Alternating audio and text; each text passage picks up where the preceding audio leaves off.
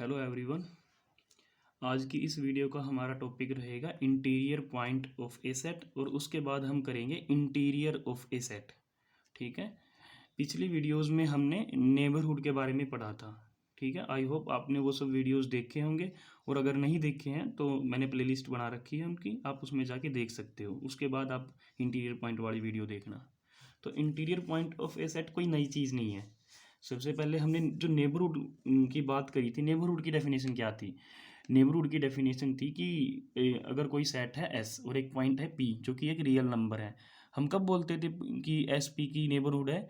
जब एक open interval मिले जिसमें पी बिलोंग करे और वो ओपन इंटरवल एस में क्या करे, कंटेन करे। ठीक है ना? तो हम बोल देते थे एस पी की नेबरहुड है।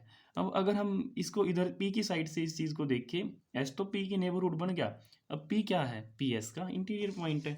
तो इंटीरियर पॉइंट कोई नया कंसेप्ट नहीं है। If set S is neighbourhood of point P, अगर set point S point P की नेबरहुड है, then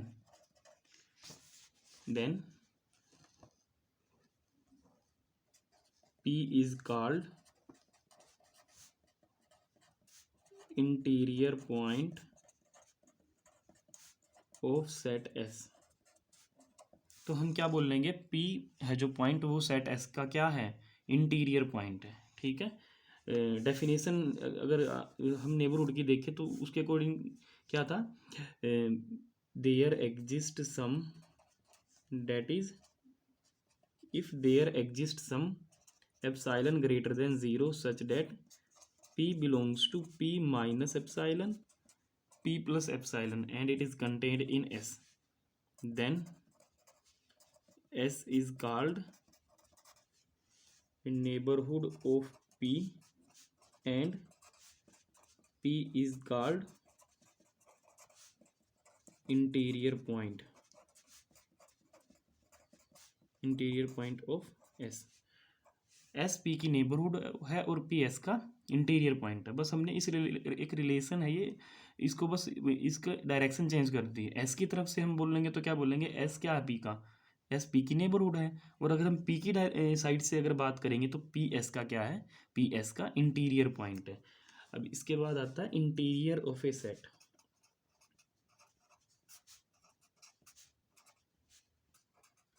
interior of A set, यहाँ पे क्या था? Interior point of A set, किसी सेट का interior point.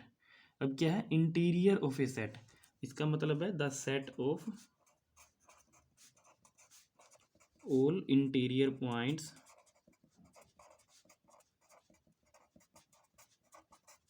Of A set S is called interior of set S. Set S का interior का क्या मतलब है? सेट एस के जितने भी इंटीरियर पॉइंट्स हैं उन सब का हमने क्या कर लिया? एक सेट बना लिया, set of all interior points. ठीक है। इट इज डिनोटेड बाई, इसको हम किससे डिनोट करेंगे? एस इंटीरियर और इंटीरियर ऑफ एस से। ठीक है। तो इंटीरियर ऑफ सेट का मतलब क्या है? सेट एस के सारे इंटीरियर पॉइंट्स की कलेक्शन है ये, और कुछ नहीं है इसके अलावा।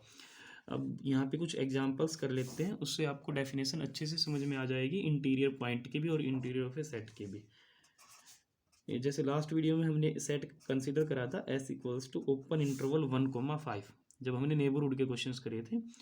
तो हमने वहाँ पे क्या देखा था कि एस नेबरहुड बना था 1 और 5 को छोड़ के बाकी सभी पॉइंट्स की, है ना? As we know S is neighbourhood of all of its points.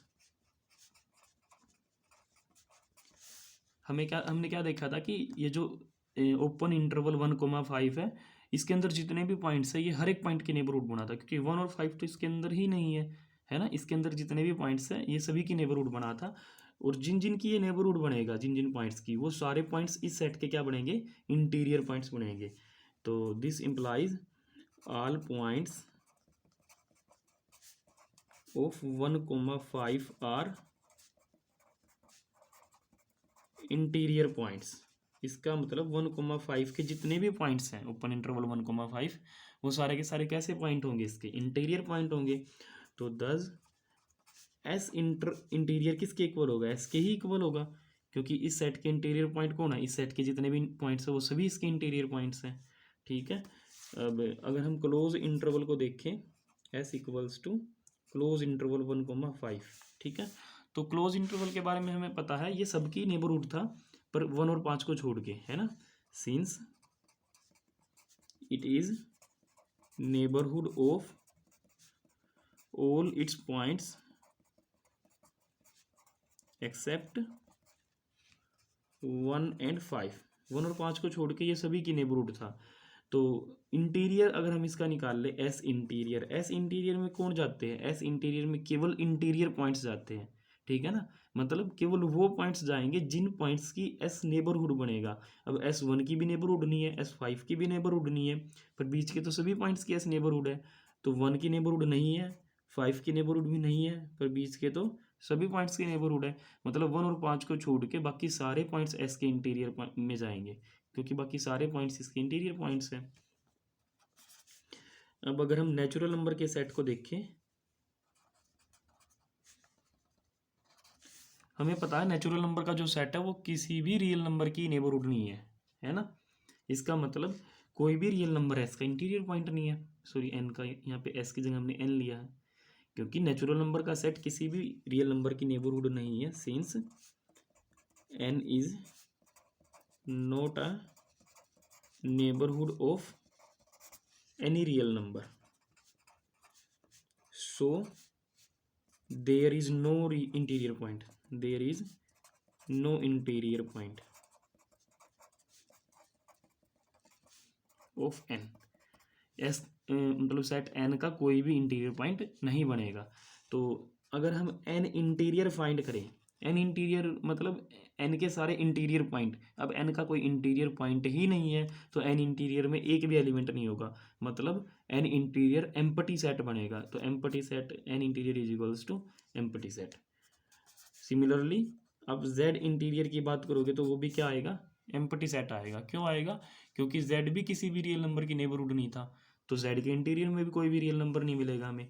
ठीक है, तो z interior is also empty set.